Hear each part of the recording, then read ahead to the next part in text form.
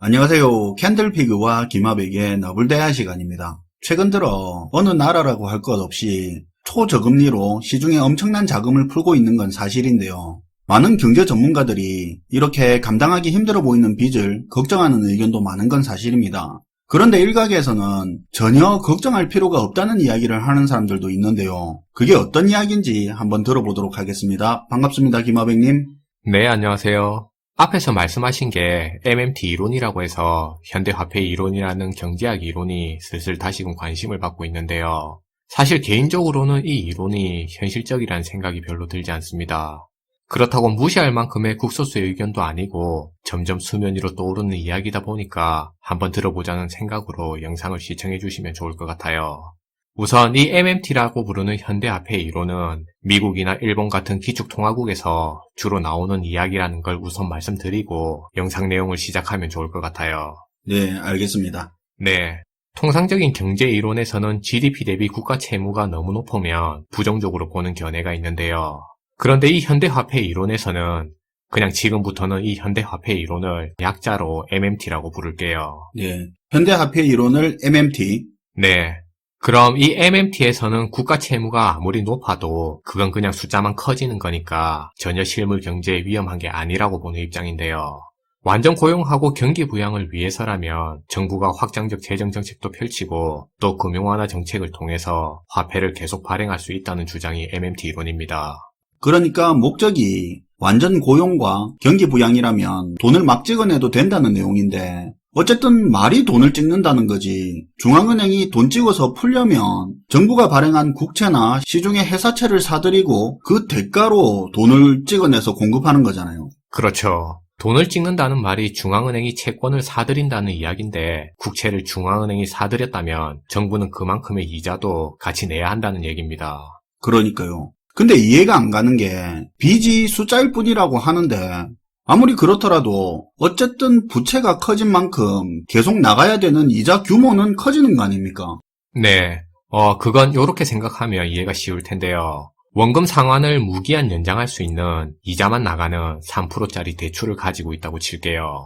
그런데 여기서 추가로 3%짜리 대출을 더 받으면 이자 부담이 더 커지겠죠. 그렇죠.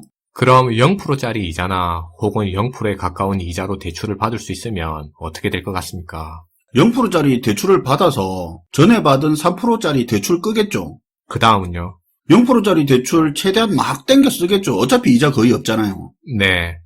현대화폐 이론에서는 제로금리의 국채 회사채를 중앙은행이 무제한으로 매입해주는 시스템입니다. 아, 그러니까 이자가 거의 없는 돈을 찍어내는 거네요. 네. 일종의 낮은 이자로 돌려막기 하는 개념인데요. 국가 부채의 원금은 계속 증가하겠지만 기존의 높은 이자의 부채를 계속 낮은 이자로 갈아타버리면 국가 채무 부담은 줄어든다는 개념입니다. 어차피 국가는 이자만 낼 수 있으면 영구채 형식으로 원금 상환없이 부채를 계속 끌고 갈 수는 있으니까. 네, 그 개념이에요. 그럼 그건 이해했습니다. 일단 제로금리의 중앙은행이 이자가 거의 없는 국채를 계속 매입해 준다면 계속 돈은 풀 수 있겠네요. 근데 돈을 그렇게 계속 풀면 시중에 돈이 많아져서 돈 가치가 떨어질 거 아닙니까? 그렇죠. 그럼 인플레이션 심해져서 시중에 돈 걷어들이려면 금리 인상을 해야 될 텐데 근데 금리 인상을 해버리면 국가 채무 부담이 폭증해버리는 거잖아요. 네, 맞아요. 그래서 시중에 돈을 조절할 방법이 필요한 건데요. 정부가 세금을 통해서 시중에 있는 돈을 흡수하는 겁니다. 근데 돈을 벌어야 세금을 더 내던가 말던가 할 거 아닙니까? 네. 앞에서 제가 경기 부양과 완전 고용이 목적이라면 돈을 막 찍어낼 수 있다는 게 MMT 이론가들이 주장하는 내용이라고 했는데요. 법인세나 소득세 같은 세금들이 세금 중에 많은 비중을 차지하고 있는데 완전 고용하고 경기 부양이 되면 그만큼의 세금을 많이 걷어들일 수 있으니까 시중의 자금을 조절할 수 있다고 보는 거죠. 아, 그 논리로 시중의 자금을 조절한다 이거네요. 네. 정부가 적자 재정을 통해서라도 실업자들을 위해서 지출을 늘릴 수 있으면 기존의 실업자들이 경제 활동에 참여할 수 있다는 생각입니다. 그래야 시장에서의 소비와 생산량도 함께 늘어날 수 있다는 얘기인데요. 오히려 과도한 인플레이션을 우려해서 정부가 지출을 줄여버리면 실업자가 또 늘어나게 돼서 그로 인해 발생하는 사회적 비용도 더 커질 수 있다는 관점이에요. 그러니까 정부가 재정 적자의 폭이 커져도 일자리만 만들어내면 소비도 활성화되고 소비가 활성화되니까 생산도 활성화된다 이런 거네요. 네, 일종의 그런 개념이라고 볼 수 있어요. 이 사람들이 이런 주장을 펼치는 근거에는 일본 경제가 뒷받침하고 있는데요. 우리가 과거 일본 경제를 살펴보면 대규모 금융 완화를 통해서 많은 돈을 풀었다는 건 이미 알고 있는 내용입니다. 그래서 지금의 일본 경제가 GDP 대비 공적 채무가 미국보다 3배 이상 많은 거죠. 이렇게 일본처럼 정부가 돈도 많이 풀고 빚도 많이 지고 있으면 일본의 국채 가격이나 엔화 가치가 폭락을 해야 되는데 당시에는 그런 현상이 전혀 없었다는 겁니다. 물론 초인플레이션 현상이나 금리 폭등 같은 그런 상황도 당시에 일본에서는 발생하지 않았는데요. 그러니까 기존의 경제학 개념이라면 정부가 무한정 돈을 찍어내게 되면 국채 가격도 떨어지게 되고 돈 가치도 떨어지면서 인플레이션도 발생하는 게 정상인데 이전의 일본 경제를 보니까 정부가 아무리 돈을 많이 찍어내도 우리가 기존의 경제학 개념에서 우려하던 그런 현상들이 없으니까 MMT 이론에서는 정부가 돈을 많이 찍어내도 괜찮다고 보고 있는 주장입니다. MMT 이론가들이 일본의 사례를 많이 든다는 걸 듣기는 들었던 것 같습니다. 그런데 MMT 이론가들이 말하는 완전 고용이 이게 가능한 겁니까? MMT 이론에 따르면 민간이 기업을 운영하다 보면 필연적으로 실업이라는 문제가 발생할 수 있는데요. 그렇게 민간에서 고용을 완전히 해결할 수 없으니까 결국에는 정부가 적극적으로 나서서 재정을 풀어서 공공근로를 확대해야 된다는 겁니다. 그러니까 민간에서 커버 못하는 실업을 막 푼 돈을 사용해서 공공근로 일자리로 완전 고용을 실현한다는 거네요. 네. 그러니까 정리해서 얘기하면 물론 각 나라마다 실업자 수나 그 규모가 다 다를 수도 있는데요. 어쨌든 각 나라마다 실업자 수가 많으면 많은 대로 또 적으면 적은 대로 해서 그 규모에 맞게 정부가 재정을 확 풀어서 민간 실업자들의 일자리를 무조건 보장해야 된다는 게 MMT 이론의 주 내용이 됩니다. 실업자가 생기면 그 숫자가 얼마가 됐든 무조건 정부가 고용을 한다는 게 포인트네요. 돈을 막 풀어서라도. 네, 맞아요. 그런 개념이에요. 그렇게 되면 이론적으로는 그 사회에서 완전 고용이 가능할 수 있어요. 정부 재정이 적자가 됐든 어쨌든 그렇게 하면 실업자는 없다고 보는 거네요. 네, 그게 MMT 이론에서 말하는 일자리 보장 프로그램이라고 볼 수 있는 겁니다. 그럼 MMT 이론에서는 완전 고용이 목적이라면 정부 부채가 얼마나 늘든 문제가 없다고 이야기를 하고 있는데 이 돈을 공공 일자리 만드는 데 써서 실업률이 제로가 되면 소비가 증가하고 생산이 증대해서 전체적으로 경기 부양이 된다 그런 거죠. 네, 맞아요. 그런데 여기서 중요한 포인트는 민간의 노동시장에서 발생하는 그 실업자들을 정부가 싹 쓸어서 다 고용해버린다는 부분이에요.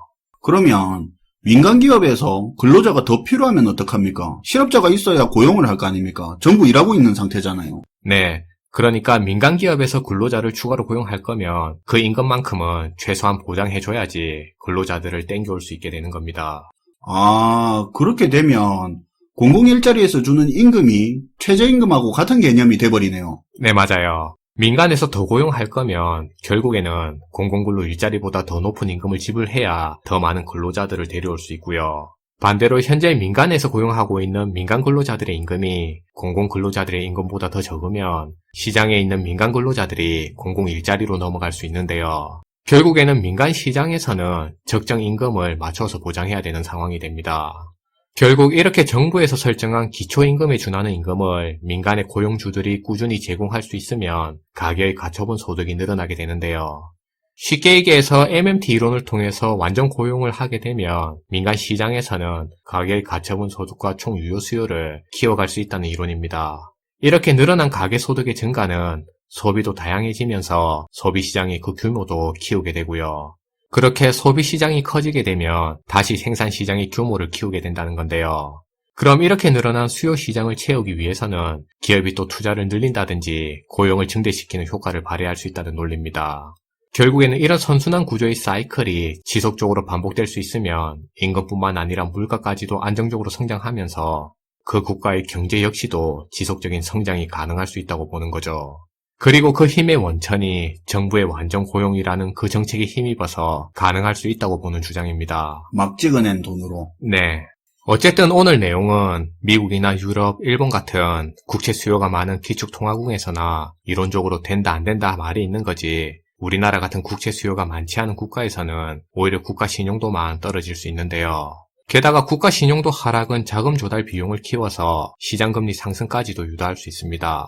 그럼 시장금리 상승에 중앙은행의 정책금리도 상승할 수 있는 위험이 있는데요. 그렇다면 결국에는 이전까지 쌓아놓았던 부채 규모가 오히려 더 큰 부담으로 정부에 작용할 수 있게 되는 거예요. 네. 그동안 엄청나게 돈 풀고 딱히 뒤수습 방안이 없어서 이런 이야기들이 수면 위로 떠오르는 건 아닌가 하는 개인적인 생각이 듭니다. 오늘도 잘 들었습니다, 김하백님. 네, 감사합니다.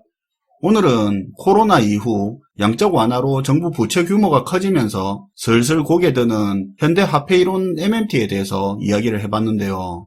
잘 모르는 제 입장에서는 그럴싸한 이론으로밖에 안 보이는데 여러분들의 생각은 어떤지 궁금하네요. 시청해주셔서 감사하고요. 지금까지 나불대화 시간이었습니다.